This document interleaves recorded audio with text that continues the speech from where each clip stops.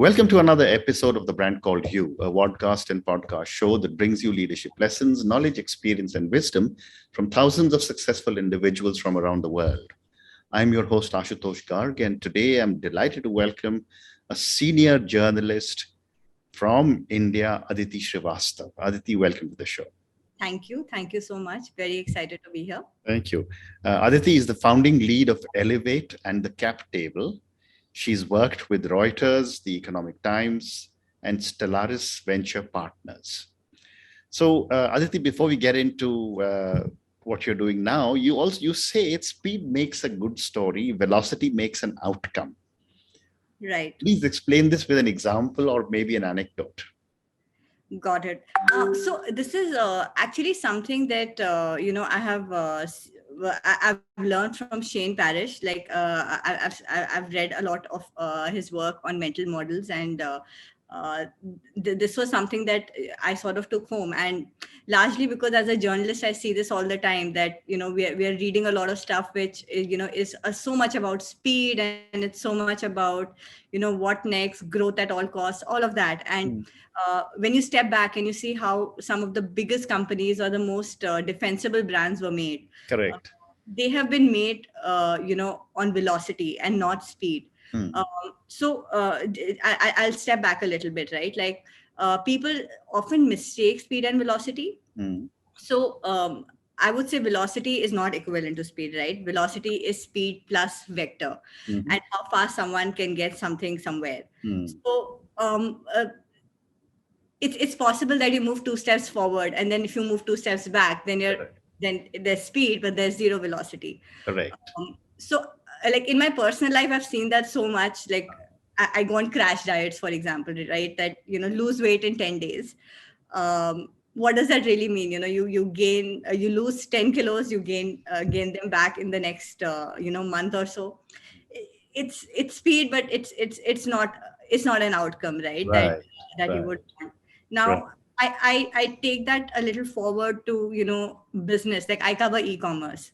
So I've seen how an Amazon or a Flipkart has grown, right? So they make to understand this, so for example, an Amazon will make fulfillment centers, they will make their own delivery fleet, they'll make processes. These are all things that compound over the years, and what you get to see as a consumer at the end of the day is that your shipment gets delivered next day or in 4 hours, etc. That is because speed has come with velocity, right? Like it's come with vector, and it's moving towards a certain direction.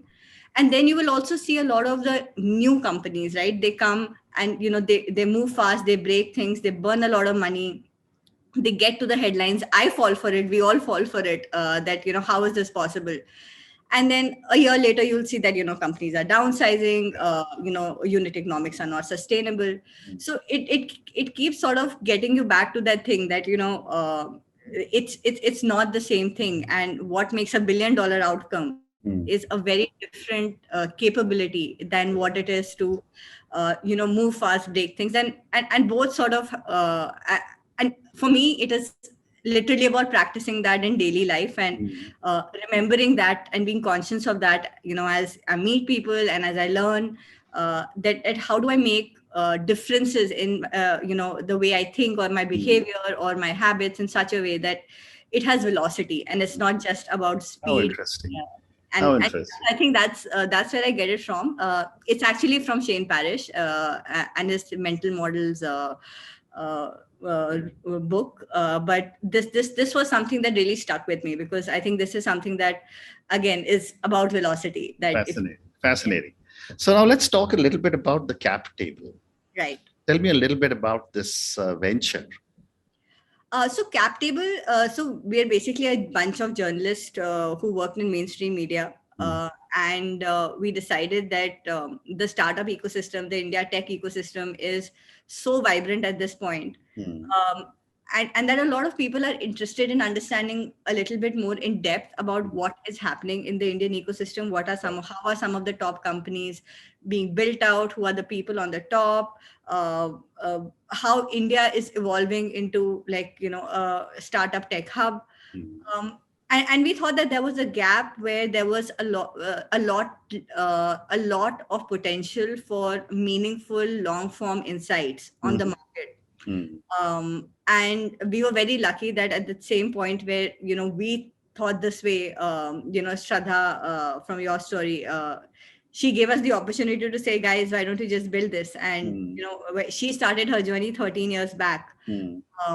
And her journey was all about telling stories that matter, because at that point that was what mattered, to tell entrepreneurial stories. And today we were at that point where we said that along with that we also need to do a little additional reporting, and a little we need to move the narrative forward, from just telling stories to being like a optimistic critic of sorts, right? Correct. So, I think that's how CapTable was founded, and the ethos remains the same, that we are journalists who are madly in love with the idea of India's startup tech ecosystem being one of the largest in the world. Correct. And how do we cover it in the most holistic manner? And yeah, I think that's what drives us. Amazing. So, over the years, journalism has changed quite dramatically. Right. And I remember, I'm much, much older, but I remember, when I was a 21-year-old in the late 70s, early 80s, there would be a few superstar journalists. And we would read what they said, and they would give their opinion, and we accepted it. Today, the entire news has become democratized, and therefore I can form my own opinion. I would love to get your perspective on how has journalism changed over the years. So I love the fact that people and as a journalist, that's what I want. I want to be the writer who gives you all the information and gives you all the context, and I want to leave it on you to form your opinion, and make those long threads on Twitter to say, hey, this is what I hear and this is what I make out of it. So I think the number of platforms to express your opinion have dramatically increased. Correct. And at the end of the day, at least when I and I started with Reuters, right? And Reuters was like completely by the book. One word here there which could sort of sway in a particular direction was measured very carefully. So I come from that school of thought that I need to do all my research and present the facts as they are, and let the readers decide, and let them talk about it, and let them have their own voice. So I'm very happy about. So you'll see me very rarely will you see me having a very strong opinion on something. Okay. And that also comes from being a startup and a tech reporter. Because in startups and tech, every 3 years you will be proven wrong. So if you see a story that you wrote 3 years back, yeah, chances are it's already been disrupted. Okay. So well said. So you already know that you can't know it all. Like you have to sort of evolve with the time. So I think I love where this is going. I think it gives a lot of empowerment to people to express themselves, which is great. But I think at the same time, people are seeking the right data points to make their opinion. And I feel that as a journalist, my job is to give them all the right data points, all the right context, and then tell them that, hey, go for it. You tell me what you think. It could be either way. Your comment of let people form their opinion is like a breath of fresh air in current world of journalism, where everyone's trying to say this is how you must think of it or look at it. Right. So that's fantastic. My other question to you is that the mode in which news is being now disseminated has changed dramatically to personal devices, and there are so many other formats. I'm still, from the dinosaur age of reading my 2 newspapers every morning. What is the small personal devices doing to news now? That's a hard one even for me. I think it's evolving. So I think it changes from it changes every 10 years. And I think just 5 years back I would use an app to just see what the latest headlines are. and then I started following and then I sort of got a little bit more specialized that, hey, I'm more interested in certain kind of things that I want to track, and these are the people that I want to track. So let me go wherever they are and whatever platform they are on and hear them out. So for some that may be Twitter, for the others it may be a newsletter, for some it may just be like they may be mainstream writers, and I really respect their opinion and I really respect their reporting about a certain thing. And and I'm actually all over the place as well. Mhm. And I love my newspaper Mhm. in the morning as well. Yeah. So I think it's what's happening is that uh, the number of platforms itself are increasing, and people are consciously making a choice of following, narrowing down their own, narrowing down what works best for them. Correct. Correct. Uh, so it's hard to I mean, sometimes I consume news on Instagram, and it's like I would never have thought that I'll be reading a Forbes Mm. graphic on Instagram, but I see it there, and I feel that this is an interesting way for me to consume news in a soft manner.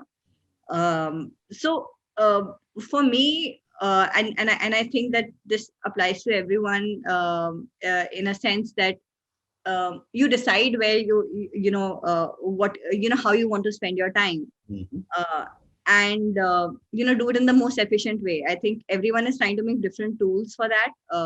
I never thought podcast would work for me, for example, but Mhm. there are sometimes I get up in the morning and I'm listening to Shane Parrish, or I'm listening to the Morning Brew. It's just that the number of outlets have increased, and it gives people the flexibility of deciding how they want to do it. And I think I leave it at that. It's Okay. Okay. I think that's a great response. My next question to you, Aditi, is that you have broken several scoops, and they've all done very, very well from whatever little I was reading. My question to you is that why does negative news sell and positive news seems to get ignored? got it. It's an interesting one, because um, so I have a personal view on it, that I think that uh, negative news sells because it's somewhere people are looking for a little bit of uh, not everybody gets to the media, right? So the Mhm. people who get to the media, there is some sort of an envy that sort of comes in the way that this guy made it, and I've been doing something for Okay. XYZ number of years. I'm the Yeah. one behind the scenes causing an impact and XYZ, and uh, s- very few people make it to the screen, Mm. or to the limelight, in that Mm. matter. So Mm. I think there's a part of us, and it's largely behavioral science that would say that I want to see all sides of that story. I don't want to I don't want to get carried away, because like in life we know that there's always a balance, and if you don't see the other side of the balance, then you get more and more curious that it can't be like this. It Yeah. has to be something different. I'm missing out on something, Yeah. or they don't know. So I Mm. think the minute they get even a little bit of an outlet, and any reader gets a little bit of an outlet to see that what could that other side possibly be, they're Mm. curious to understand that. And it's a sense of a balancing act that they see, that, hey, right, this company was growing XYZ, but that was just one part of the story. Now they're cutting costs, so Yeah. I was right, it was not sustainable. So Mm. it's sort of like a self validation, You're right. in a way as well. You're right. You're so uh, right. so You're so so I right. think it's largely behavioral science of how we all just No, think. absolutely. In uh, fact, I was hearing someone speak the other day and said, they said, why do Saas Bahu serials do so well? And the response was that because every human being says that, oh, if it's happening on the screen and if it happens in my house, then everything is okay. right, right. So you're absolutely right about the behavioral part. Well said. So, Aditi, let's now move to Elevate. Hmm. Tell me about what you're doing in Elevate. So Elevate for me is largely, and not just me, for me and Shraddha both, right? It's a mission of so we've been part of countless number of talks. We've I've I've done a lot of stuff to understand what is the best way to help somebody out in terms of in times of need. And as a journalist, sometimes I think that the best you can do is open your network up to people, and get them access to exactly what they need for what they want at whatever point in time, because you are not the best at everything. The best of your capability today is to connect people to the right person to give the right advice at the right time. Right. And that is such a lacking thing in our ecosystem, access. So I started with it with to say that, one, I hate the fact that there are very few women in leadership roles today. And it's true for startups, it's true across the board. But where can we help? We can help with startups. We also know that women are ambitious, and they want to get ahead. Absolutely. So what is the best possible way to help them accelerate their journey to leadership? And for everybody it's different, right? For me it may not be so much. For me it may be a little bit more on how do I think more critically. For somebody else it may be how do I build my brand. For a third person it may be that, hey, I'm not even enjoying my job, I want to do something completely different, but how do I find somebody who encourages me to think out of the box and say that it is possible for you to become a product manager today from being a data analyst yesterday. Correct. And I think for Elevate, what we did was we called in a lot of applications. We shortlisted 18 out of those. Shortlist just based on our capability of where we think that we can add value. So we narrowed it down to mid-level management and on path to a leadership role. And we said, let me connect you to the best leaders in the country, men, women, who will help you get there, or who will help you think about the right ways to get there. And that's what the program is like. It's a closed community. It's women talking to each other and sharing their learnings. It's them talking to emerging leaders and getting perspective from them. And it is about them being mapped to one leader, and that one leader essentially helps them figure that biggest gap that they think that they have in their skill set, and help them move forward. So I think that's where that's how it was sort of done. And it was our first cohort, and we were very our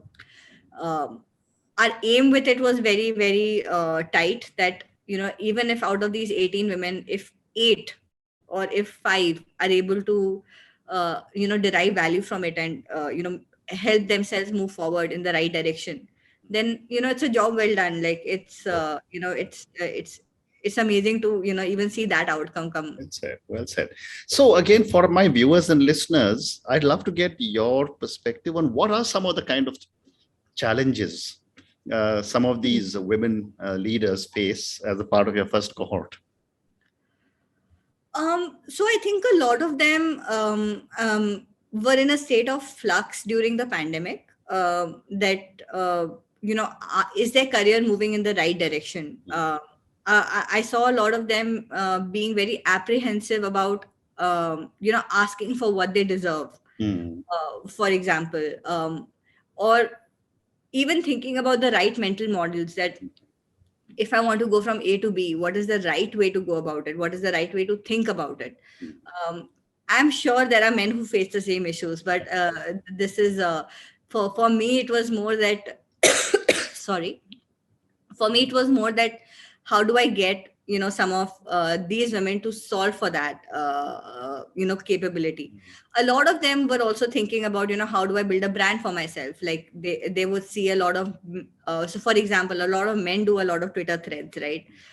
You'll see very few women do that, and very few women investors. So there was a woman investor who essentially said that I'm intimidated, and I go back to Twitter and I see that someone half of her experience is actually doing that today, and she's intimidated to do it because she feels that what will people think about me. So a lot of these barriers are there, and for example, somebody wants to start up, so they want different kind of advice on what is the best way to do this. So a lot of these different nuances, and I think each woman had her own different viewpoint on what she wanted. Sure. from the particular cohort, and yeah, and our job was to just connect them to the right people to help them figure out. So for Absolutely. example, we did one with Kunal Shah, and largely people were asking questions around, how do you evaluate companies, Mm. how do you evaluate founders. So a lot of, and the people who were selected for this select town hall were women who wanted to start up. So Mm. it gave them access to somebody's point of view, on somebody who actually does a lot of very active investments. Mm. His point of view on what he looks for when he's starting up, and some of those answers may not be something that you would see in the media, because you tend to say all the right things, Correct. and but when you are but when you know that there is no media, there is no there is no overhand of a media outlet out there, right? So you Mm. think about it differently, and you give very candid advice. Right. Very So yeah, I interesting. think that was it. I also saw a lot of them interested in a lot of new tech, like Mm. they wanted to understand what are NFTs, what is crypto, how is it changing the world. um, so it depended on the stage at which they were in their career and what they wanted the most going forward, but I think it was spread across the board. Very interesting. And is this some kind of a structured program that you're planning to have for a lot of women, or is it a one-off thing that you started and you're still experimenting? So the first cohort was largely experimentation. Mm. We wanted to see how we can do this in a more scalable manner. Mm. I actually came from the school of thought that this cannot be done in a scalable manner, because if you want to understand how to impact somebody at a very deep level, Mm. you need to get the entire background of where, and one size does not fit all. Mm. That's where I came from. Um, Slowly we realized that there are some problems that can actually be clubbed together, and one person may be able to answer some of these questions for five different women. So for example, if you're talking about brand building, we got somebody from Sequoia to be able to help with a mental model to how Mm. to build your brand and your PR presence. Mm. um, by the end of it, I think I realized that a lot of it can be clubbed as town halls and can be clubbed as closed door meetings. Mm. But I think I still genuinely believe that uh, and by the way, none of these women had mentors ever in their life. Like for Mhm. them, mentors were at best their bosses. Correct. And they're not going to teach you the right framework for life. They're going to Mm. teach you how to do your job better. Absolutely. uh, Absolutely. so I think we'll do this again, but it'll be in a different way, and this time we want to do it in a more scalable way. Mm. And I'm just so glad that these women gave their time to us to help us even understand Yes. where to take this Yeah. forward. Yeah. I agree. I agree. I think I've got time for one more question. And this is for the many, many viewers and listeners who will listen to our and view our conversation. Hmm. What would you say are three lessons you would want our viewers and listeners to take away from your journalistic journey? That's a tough one, right? I think the biggest lesson that at least I take away for myself every single day as a journalist is to back myself. Okay. And I just keep telling myself that be confident and back yourself. That's personally something that drives me forward. And the second thing, at least, that again, I'm just giving out lessons that I have learned on the way, right? Absolutely. Absolutely. Is you know I mean, do what you are 100% good at and you're confident about. Mm. uh, that to be a second at something else. Yeah. For example, I was in a venture fund, Yeah. and I was like, I'm maybe not the best person to be writing a check, because I don't have that skill set. Mm. I'm What I enjoy is writing, and I enjoy journalism. Mm. And I think people called me crazy when I said, I want to leave a cushy job of being in a venture capital fund, Mm. to coming back to journalist, which is like so much of a grind. Right. um, but I was like, this is what I'm good at. This is what I enjoy, and that's what my life is supposed to be about. What I what I really inspire to do, Very and good. motivated to do that. Fascinating. So yeah, I think those are the two that drive me every Yeah. day. No, these And are fantastic. These are absolutely fantastic. So, Aditi, based on your advice of backing yourself and do what you're good at, thank you so much for speaking to me. Thank you for talking to me about the CapTable and your amazing journey as a journalist. And thank you for talking to me about Elevate and all the great work you're doing to provide mentorship to a lot of women leaders. Thank thank you you again for speaking so to me much. and good luck. Thank you so much for having me. Thank you for listening to the Brand Called You videocast and podcast, a platform that brings you knowledge, experience, and wisdom of hundreds of successful individuals from around the world. Do visit our website www.tbcy.in to watch and listen to the stories of many more individuals. You can also follow us on YouTube, Facebook, Instagram, and Twitter. Just search for the Brand Called You.